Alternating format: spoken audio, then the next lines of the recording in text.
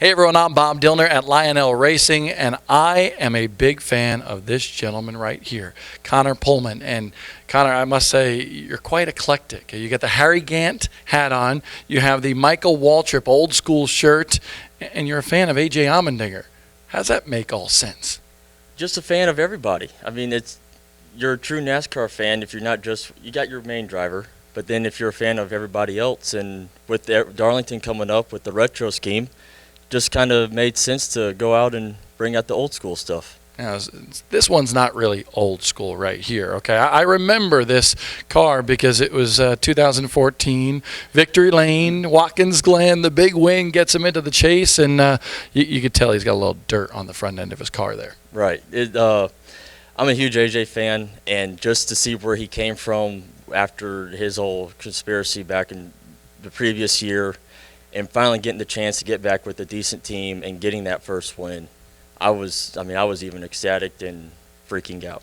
You know, I was going to say this car is pretty interesting because I remember all the time on that road course you see a bunch of stuff on the front end of that car, but I see part of the spoiler is missing, and I know every diecast has a story, but I don't quite remember the spoiler being missing on the left rear there when he pulled into Victory Lane. No, that actually is a custom collector mishap. Was taking it to get it autographed and had a couple of other cars on top and just had it styrofoam to the bottom and happened to pull it out, and with all the moving around it actually broke off.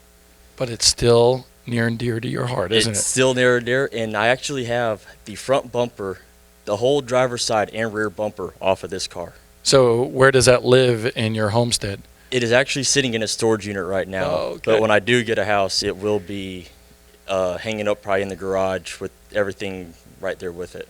So a NASCAR Sprint Cup Series winner to a dirt late model, and I love short tracks and dirt late model racing, and that's a pretty neat looking piece. It is. I actually received that about 2 weeks before my fiance's dad passed away, so it kind of is a little more dear to my heart than the other car, and a couple of weeks later I was able to meet AJ, and he had it signed for me. And I like what you have there. You know, this is AJ Allmendinger on the windshield there, but this simply says Dinger. How'd that happen? If you look at the top of the hood, he had Dinger across the front, and I just thought it'd be something different. You see AJ all the time, but I figured you mainly see Dinger, so I asked him if he'd sign it as Dinger, and sure enough, he did. And this is the car that he ran in the Prelude to the Dream at Eldora Speedway, Rossburg, Ohio. Yes. So it's a neat little comparison here between the big leagues of NASCAR and the short tracks as well. What makes you like AJ Allmendinger? He's accessible. He's down to earth with everybody.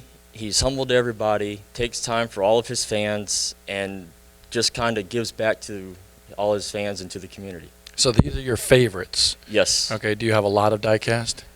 Yes. Oh, you say that with a little hesitation there, like maybe the girlfriend or somebody is not going to be happy, fiance? I have a 7x10x10 storage unit just full of diecast. Do all of your diecast tell stories like this one with the missing spoiler?